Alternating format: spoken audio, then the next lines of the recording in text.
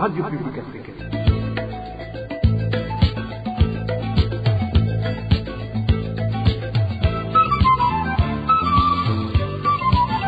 Radio Publique Africaine.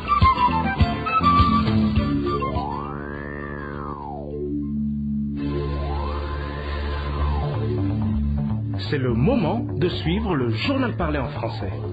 Mercredi 14 avril 2021, bienvenue mesdames et messieurs, fidèles auditeurs de la RPA, les titres de ce journal.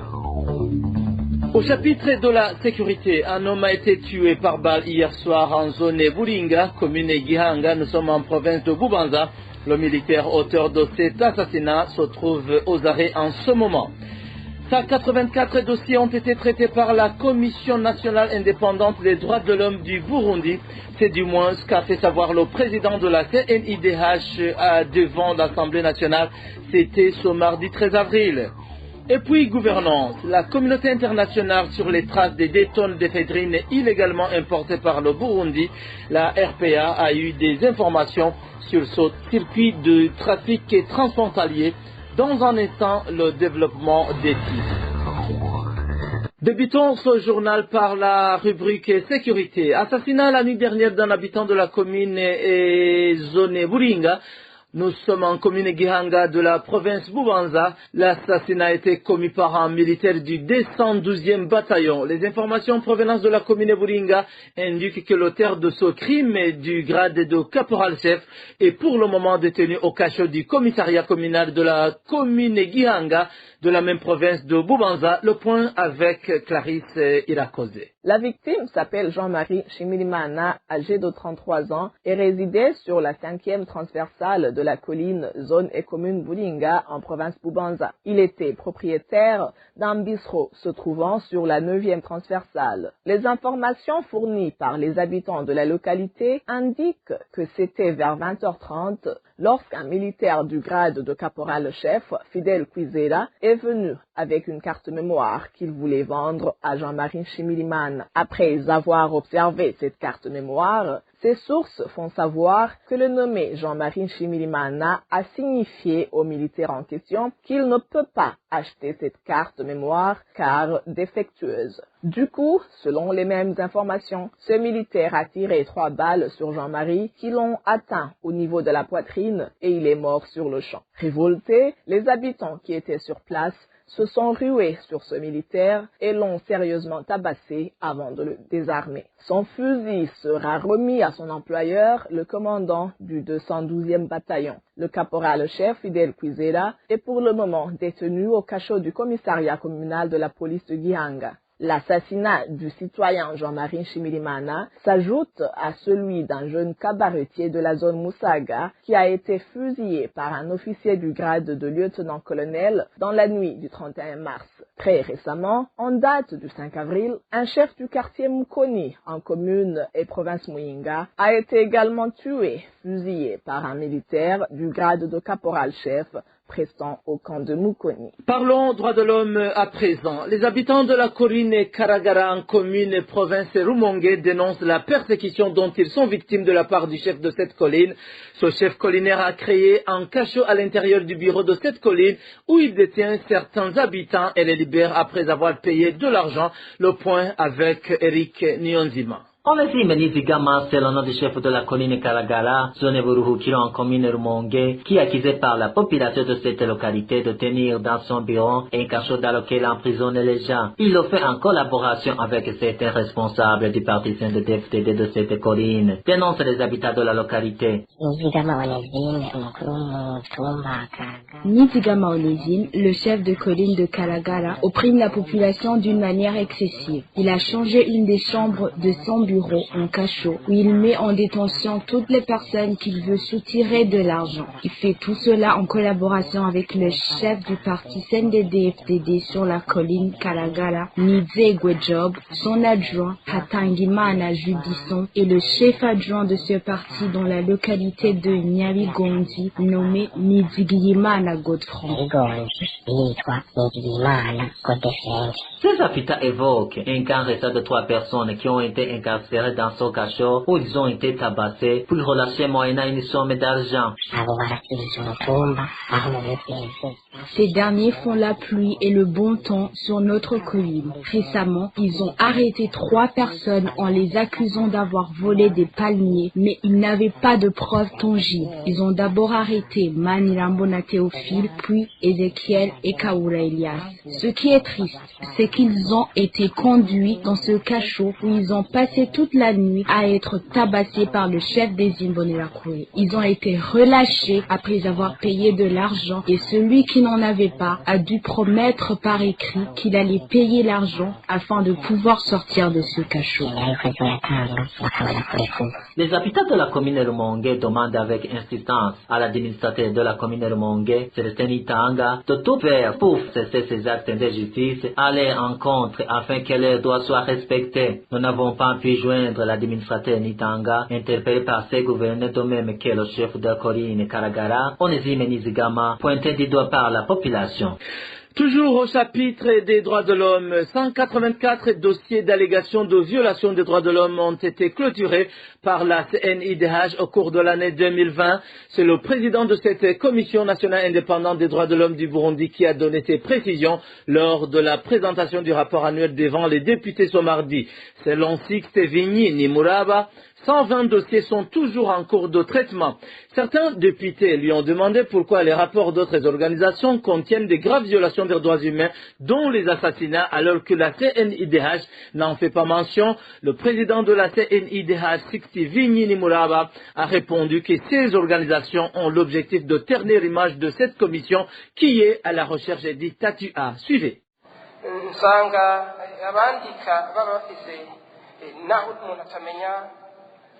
ikibatuma bandika twomenya ko nko ku mugwi w'igihugu wigenga ujejwe agateka kazina muntu turi mu gihe kidasanzwe. Je ne sais pas exactement ce qui pousse ces gens à sortir des rapports pareils. Mais au niveau de la commission, nous sommes dans une période exceptionnelle. Une période exceptionnelle parce que je peux vous dire qu'en février, nous avons déposé notre dossier pour réclamer le statut A. Pour atteindre le statut A, nous devons démontrer que nous sommes aujourd'hui indépendants à travers nos activités. C'est ce qui pousse ces gens à contredire nos rapports pour nous empêcher d'avancer.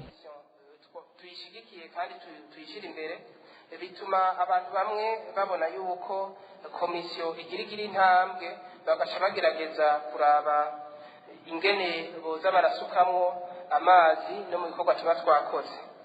Ico ni cambere. Hanyuma ikindi ca kabiri ntitwibagire ko abandika bamwe duhurira kubadufasha abo bita les partenaires. Ni kuvuga ko igihe komisiyo ikoze neza. Deuxièmement, n'oublions pas que nous avons les mêmes bailleurs avec certains de ces gens qui font ces rapports. Donc, quand la commission travaille convenablement à la satisfaction de ses partenaires, vous savez qu'il y a certaines ambassades qui ont commencé à nous accorder des financements. C'est une perte pour ces personnes-là parce qu'elles ont également besoin de ces financements. Autre chose, vous savez qu'actuellement, l'Union européenne est en train de dialoguer avec le Burundi. Ce dialogue donne un avantage à la commission. Ça nous permet d'avoir une base pour faire nos requêtes. Si ces gens ne parvenaient pas à produire des rapports pour inciter l'Union européenne à ne pas dialoguer avec le Burundi, ça les affaiblirait. C'est en gros ce que je pense.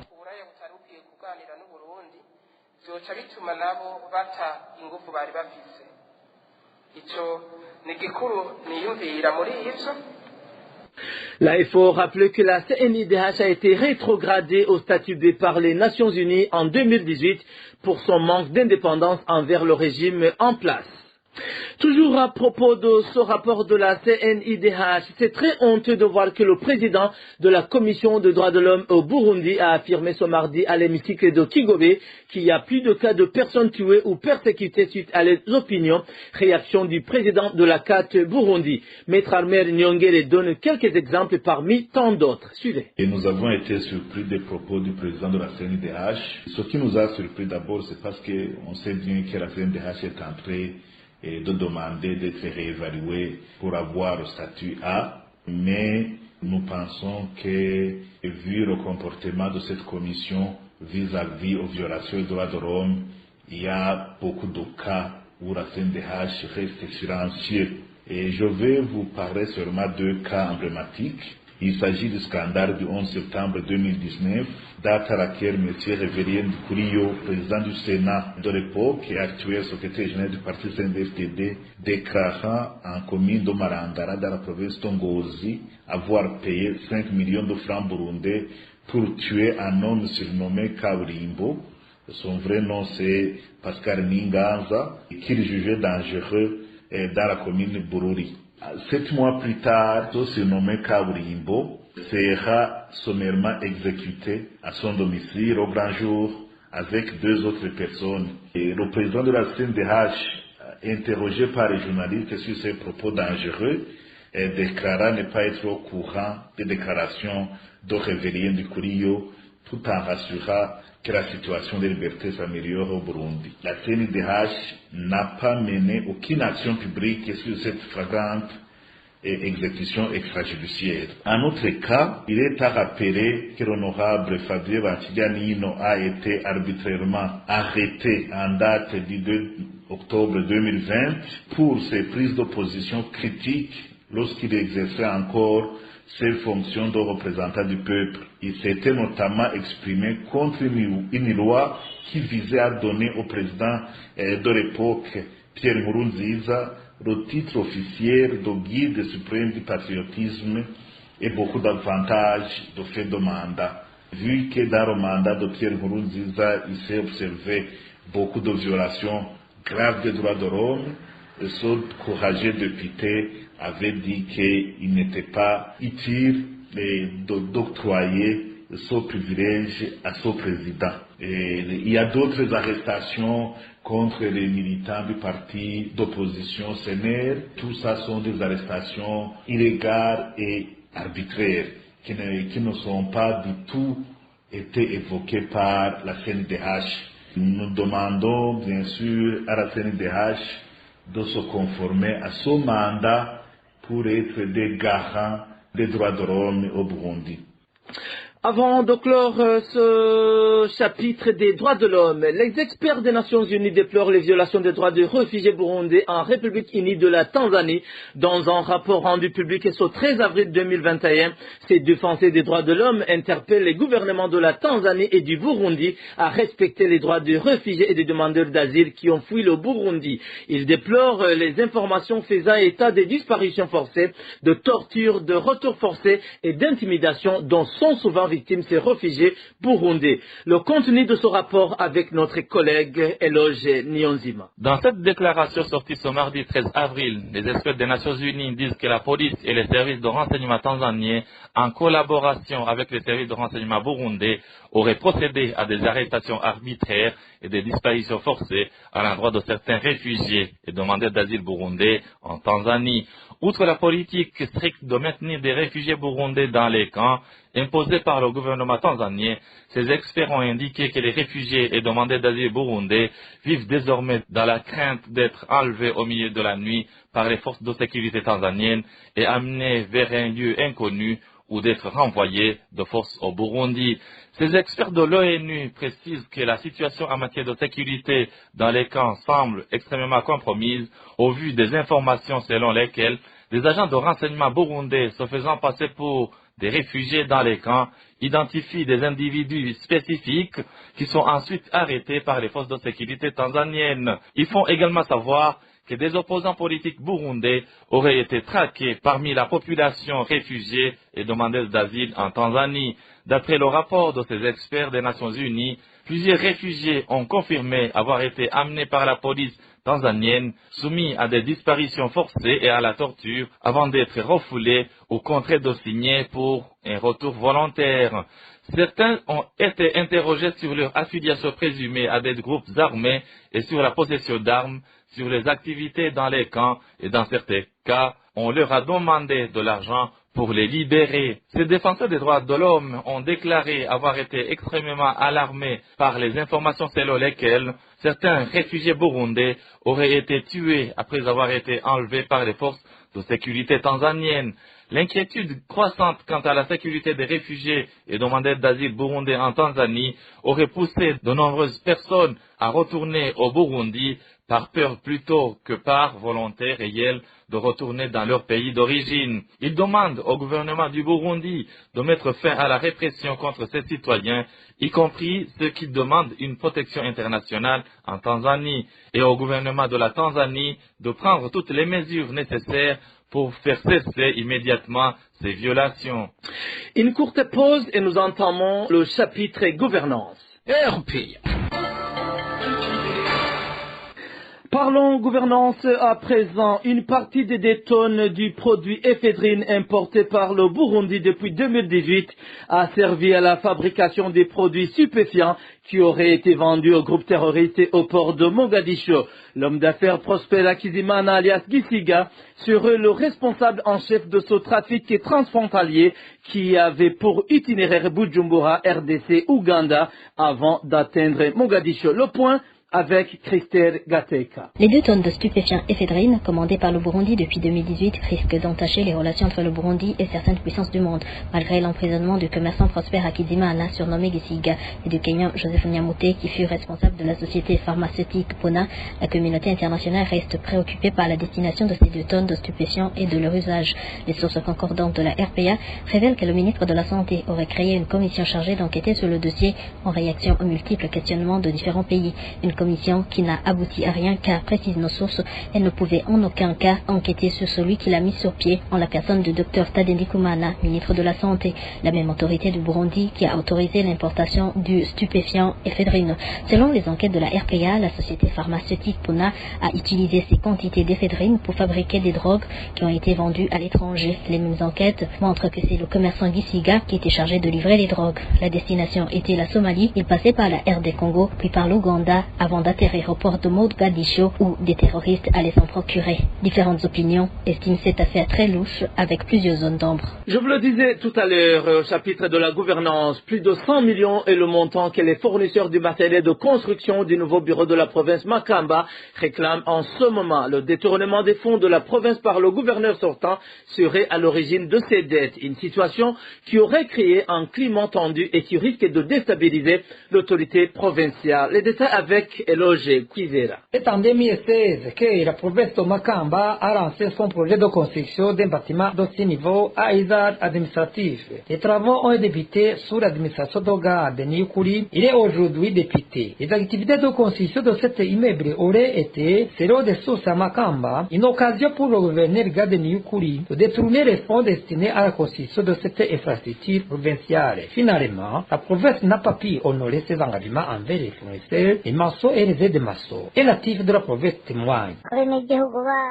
La population locale ayant participé dans la construction de ce bâtiment ne cesse de crier, réclamant leur salaire pour travaux effectués depuis 2016. Les fournisseurs de matériaux réclament également leur dû pour les matériaux fournis. Ils voudraient même voir le chef de l'État se saisir de ce dossier. Ils sont passés par toutes les instances provinciales, mais ça n'a pas marché.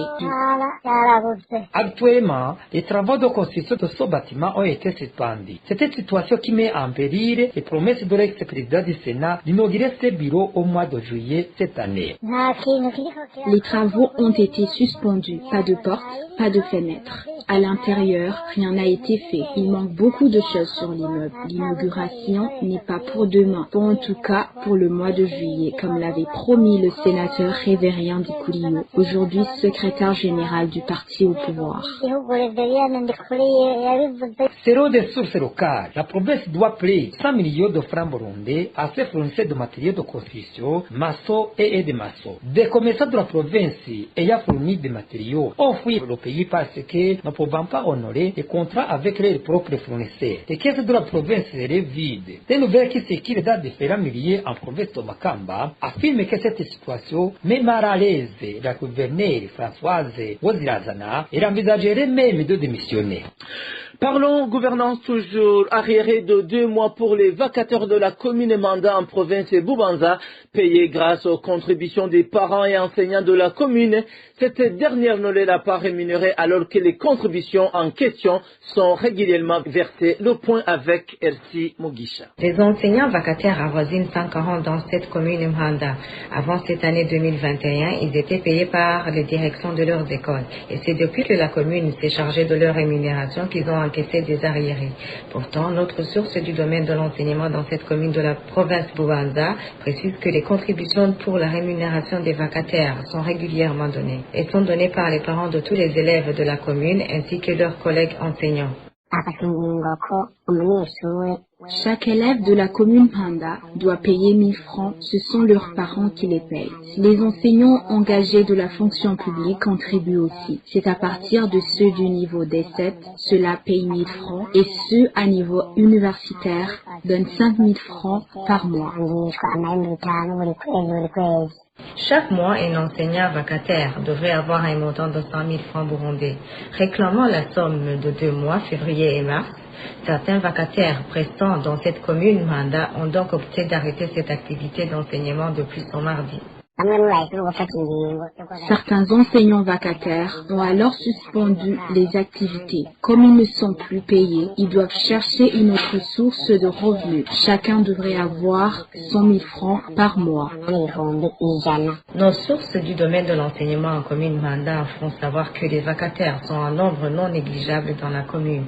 Ils craignent une grande paralysie des activités scolaires s'il advenait que tous les enseignants vacataires suspendent leurs activités en attendant d'être régularisés. Les mêmes sources ajoutent que les concernés ont saisi la direction communale de l'enseignement ainsi que les directeurs des écoles, mais tout les renvoie à l'autorité communale. À ce propos, la RPA n'a pas pu joindre l'administrateur de Manda, Nadine Nibitanga. Toujours au chapitre de la gouvernance, 85 médiateurs de santé de la commune Nahangwa, mairie de Bujumbura, réclament leur rémunération pour la campagne de vaccination de la période du 17 au 19 mars 2021. Leurs collègues médiateurs avec qui ils ont travaillé dans la même campagne auraient reçu leur montant. Un parmi ces médiateurs de santé fait savoir qu'ils ont saisi les responsables du district sanitaire de la commune Nahangwa, mais sans succès. Écoutez.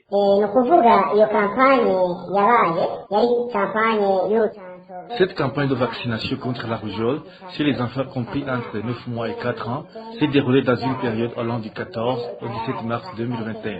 Cette campagne a été effectuée par tous les médiateurs de la santé du pays, mais dans le district sanitaire de la commune Nahangwa, c'est-à-dire dans les zones de Kamenge, Mutakula, Chibitoki, Buterere, Ngagara et Gihosha.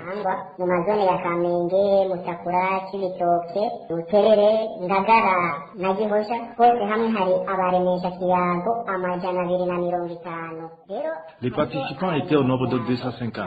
Parmi eux, 85 médiateurs n'ont pas reçu leur salaire.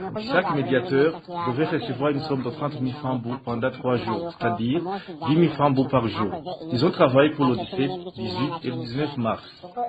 Seuls 170 médiateurs ont été payés. Nous nous sommes adressés aux autorités habilitées, mais en vain. Quelqu'un nous a révélé que nous n'aurons pas notre argent, car nous avons été chassés et remplacés par les autres. Tous les 85 ont travaillé en même temps que les 250.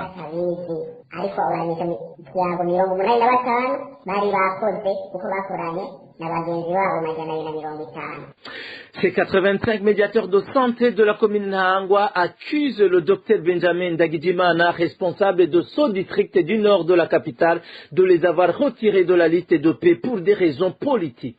Nous accusons le chef de district sanitaire de la commune Nahangwa, Dr Benjamin Ndagijimana, d'être responsable de ce qui nous arrive, car souvent il retire des listes les médiateurs de santé pour les remplacer par les Immunarakule et Bakenyera Rugamba. Il a fait cela pour se faire une propagande pour les élections de juillet, en fait d'être réélu au poste de secrétaire du parti CNDD-FDD en mairie de Bujumbura. Il est en même temps chef de district sanitaire du nord de la capitale et secrétaire du parti CNDD-FDD en mairie de Bujumbura. La rédaction de la RPA a essayé de joindre le docteur Benjamin Ndagijimana qui a été cité dans ce dossier mais sans succès. Parlons société à présent. De nombreuses familles victimes de l'éboulement de terrain qui a eu lieu début décembre 2019 en zone Nyamakarabo de la commune Mugina en province de Cibitoke n'ont toujours pas d'abri des sons. Elles accusent le pouvoir en place de n'avoir pas honoré ses engagements. En effet, dans la fraîcheur des faits, l'administration provinciale et le gouvernement avaient assuré la disponibilité d'un terrain et des matériaux pour la construction de leur maison. Le point avec Elvis Nyomungere. Inane dimiba bientôt s'achever après le brûlement de la colline Nyemunda, la commune Mugina de la province de Cibitoke, causé par des produits torrentiels. Un brûlement qui a causé la destruction de plusieurs méthodes d'habitation de la colline Nyemundu, sur le Nyamakarabo, et emporté des vies humaines. Les familles de victimes qui ont perdu les maisons craignent que même celles que les autres puissent construire ne résistaient pas. À ce moment même, il n'y a plus de sable ni de gravier. Concernant le ciment, ils ont d'entrée de le distribuer. Ils donnent un sac de ciment pour chaque ménage. Mais, comme nous sommes dans la saison pluvieuse, ce n'est pas rassurant de construire avec ce ciment car il ne dure pas. C'est donc un sérieux problème. Les terres occupées par les familles sinistrées, les réaux étaient donnés par 43 familles qui n'avaient pas été touchées par ces catastrophes. Les propriétaires de ces terres cédées ainsi que les victimes de ces catastrophes naturelles avaient tous eu une promesse d'obtenir de nouvelles maisons, mais amples. Au départ, quand ils nous ont dépossédé nos terres, ils nous avaient promis qu'ils vont nous construire des maisons pour chaque propriétaire de parcelle sur la colline d'Isheki. Cette promesse avait été faite en date du 14 décembre 2019 lors de cérémonie d'inhumation de victimes. Cette voie est celle de Joseph Teriteka, gouverneur de Cibitoke à cette époque. Si le gouvernement nous aide dans les grands délais, ces familles pourront mener une belle vie car nous avons déjà trouvé au niveau provincial un endroit où les installer. Pascal Barandeguier, qui occupait le fauteuil du ministre de l'Intérieur, avait pour sa part promis des torts. Nous lançons un appel à toute la population ici présente de manifester un esprit de solidarité. Ensemble, on peut construire des habitations pour ces personnes pendant les travaux communautaires et le gouvernement va donner des tôles. Président, après ce désastre, ces 30 tôles ont été octroyées à chaque famille, des tôles dédiées largement inférieures à celles nécessaires pour couvrir toute une maison. Pour rappel, le produit torrentiel du 4 décembre 2019 ont fait environ de 27 personnes mortes et 1000 familles ont perdu les abris. Au chapitre de la société toujours, l'insalubrité s'observe toujours dans différents coins de la commune Mukaza en mairie de Bujumbura. La situation est ainsi alors que l'administration communale avait lancé une campagne pour l'utilisation des poubelles publiques il y a déjà 6 mois. La population indique que l'une des raisons qui explique l'échec de cette campagne serait que l'administration n'a pas véritablement appuyé la dite campagne. Les détails avec Dani Claire Iratrumva. La campagne pour l'utilisation des poubelles publiques avait donné à plusieurs une lueur d'espoir que le centre-ville de Bujumbura allait enfin devenir propre. Un espoir qui n'a pas duré car des mois après le lancement de la campagne, les déchets restent éparpillés un peu partout. Un des motifs avancés par la population est qu'il n'y a pas eu assez de sensibilisation. Cet habitat de la capitale de Bujumbura explique. La population n'a pas été véritablement sensibilisée sur l'usage de ces poubelles publiques et leur utilité. Si tu passes tout près de ces poubelles, tu constates la plupart des fois qu'elles sont vides et des déchets jetés en pleine rue. Ici et là, tu vois des papiers mouchoirs, des bouteilles en plastique ou encore des sachets jetés n'importe où. Là où les poubelles publiques sont utilisées et ne sont pas déchargées, un travail censé être fait par les véhicules de la mairie de Bujumbura. L'autre problème, c'est que si ces poubelles sont remplies de déchets, les véhicules de la mairie qui ramassent les déchets ne viennent pas pour la décharge de ces poubelles. Tu peux passer une semaine, voire même 3 semaines à attendre le passage des véhicules de la mairie, mais en vain. Le lancement de la campagne pour l'utilisation des poubelles publiques a eu lieu en date du 12 novembre 2020. La population demande aux institutions municipales et communales de se saisir afin de trouver une solution à ce défi d'insalubrité. La RPA a tenté de joindre par téléphone Jimmy Hatungimana, le maire de la ville de Bujumbura, ainsi que Renova Sindaihebura, l'administrateur de la commune Mukaza, mais en vain. Une courte pause et nous entamons les nouvelles en rapport avec les réfugiés. RPA. Les réfugiés burundais vivant dans les camps de différents pays de la sous-région vivent quotidiennement dans un calvaire. La ration journalière est non seulement très minime, mais aussi périmée, du moins dans certains camps de réfugiés. Plusieurs autres besoins fondamentaux de tout être humain ne sont pas sinon difficilement satisfaits. La RPA va faire le tour de camps de réfugiés qui hébergent les Burundais. Aujourd'hui, nos collègues débutent avec le camp d'Onduta.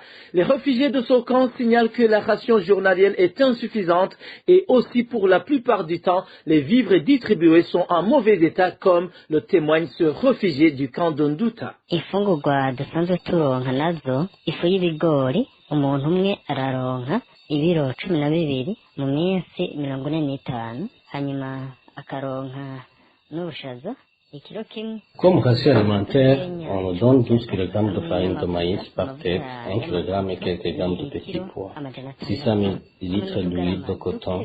On donne également une toute petite quantité de sel, ainsi que 500 grammes de farine pour la bouillie. Tout ça pour consommer durant 45 jours. Le problème est que la farine de maïs que l'on donne semble être pure. C'est de la farine qui passe des années dans des stocks. Cette farine a un goût amer. C'est à cause de l'allergie chez de nombreux enfants. Ils attrapent même la diarrhée. Pour les adultes, c'est le facteur de la maladie d'estomac pour la plupart. Vraiment, même un cochon qui a un propriétaire qui l'aime ne pourrait pas consommer cette farine. Bafashwe n'indwara z'imishishito kuri ivyo bifu nyene biba vyarabuze bitameze neza n'ingurube y'amanyama kabisa n'ingurube y'amanyama usanga na nyabifu itobirya. L'autre problème pour ces réfugiés est le bois de chauffage. S'en procurer est un véritable parcours de combattant. Écoutons une fois le témoignage de l'un de ses habitants. Ikindi ikibazo c'inkwi. Inkwi urazi naho baba baronse nyabushaza ukenera kubuteka. L'autre problème que nous avons, c'est celui du bois de chauffage.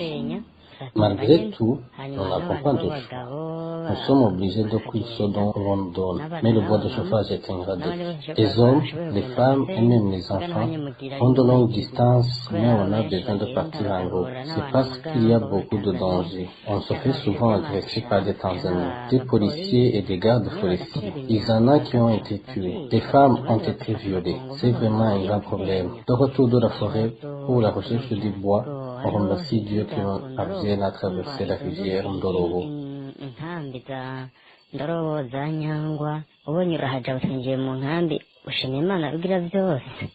Et d'après ces réfugiés, la dernière fois que ces réfugiés ont reçu des quantités alimentaires prévues au niveau mondial, c'était en octobre 2016. Depuis lors, les rations ne cessent d'être réduites. Le Haut Commissariat pour les réfugiés explique que c'est dû au manque de financement.